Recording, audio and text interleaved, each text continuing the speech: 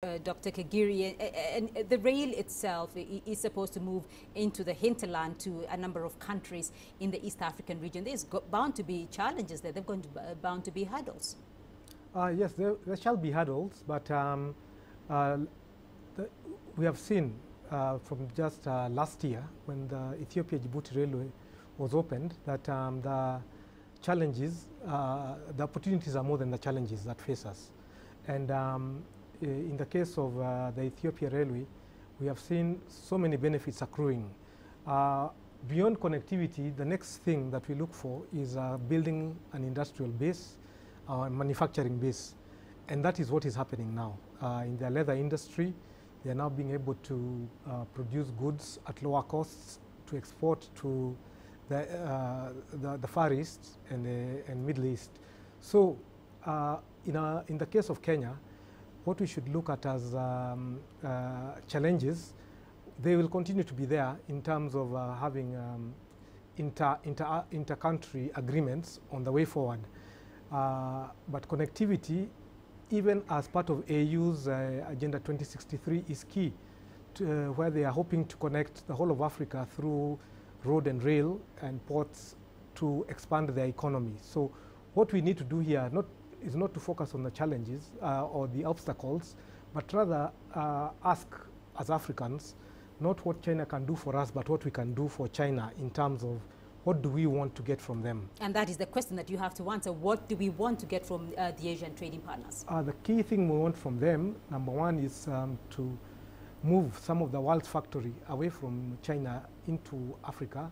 We have got a lot of incentives from developed countries like the AGOA Act, where we are incentivized to manufacture here and grow and export goods. We are looking for knowledge transfer.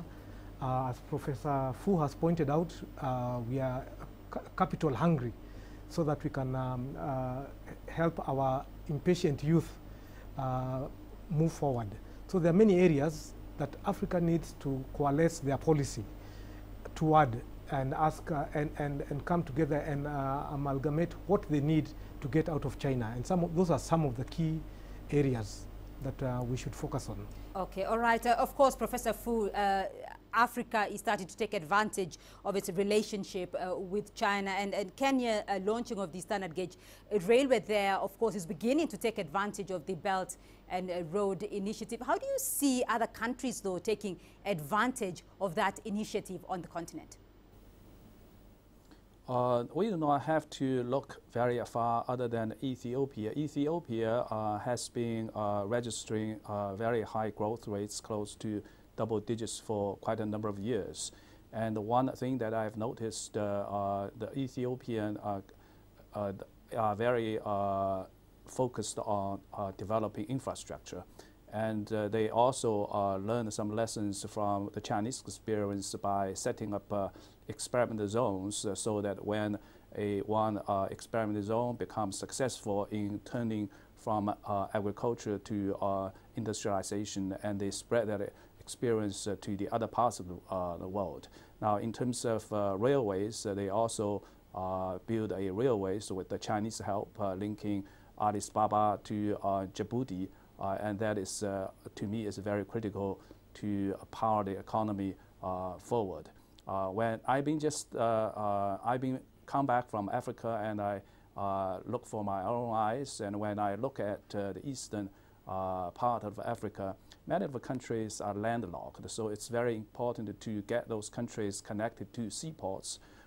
When we are talking about interconnectivity, you are not only talking about the physical interconnectivity, you're also talking about the speed, the volumes, the information, and you were talking about the challenge. I think now it's to learn hardware is one thing, to learn software is very critical for the economy to continue to grow, and to learn the software, the management.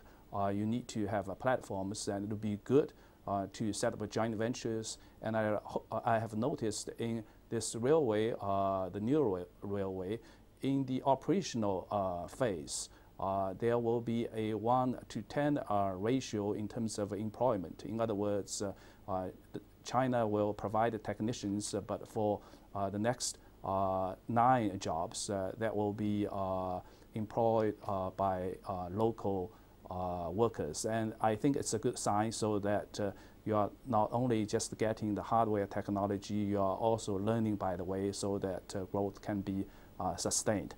Right, Dr. Kagiri, what next after the launch of this, and in terms of interconnectivity for the region, what next? This is a first phase, and already in just the recent Belt and Road conference that was held, our President Uhuru Kenyatta asked for assistance in extending the railroad beyond Nairobi towards Naivasha, Malaba, and onward to Kampala and Kigali. And after that, we expect that the connectivity will reach South Sudan and other parts of Africa.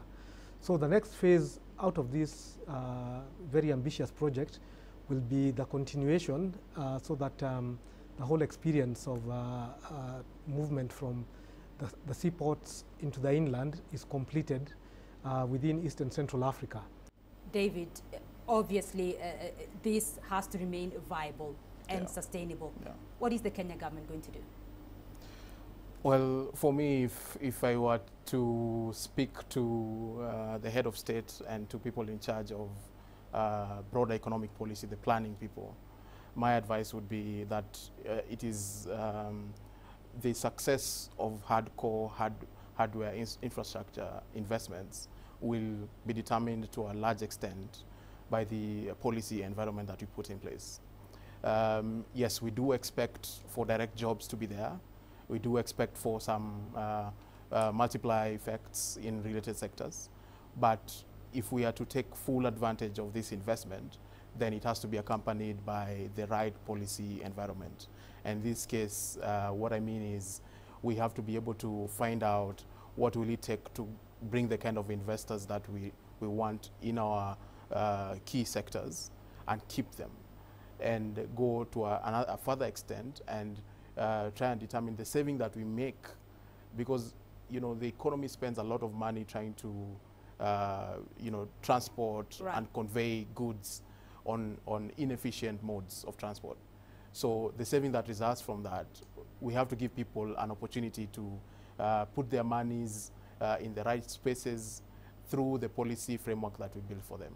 And so the big challenge, as has been stated, is the software bit, going beyond operation and maintenance, but also talking about the policy space. Right, consultant economist David Owiru, will leave it there for the moment. And Dr. Robert Kagiri as well, Director in charge of Strategy and Policy Management at the African Policy Institute. And in Beijing, Professor Fu Chun, Dean of the Institute of South-South Cooperation and Development at Peking University. Thank you all for joining us in this conversation.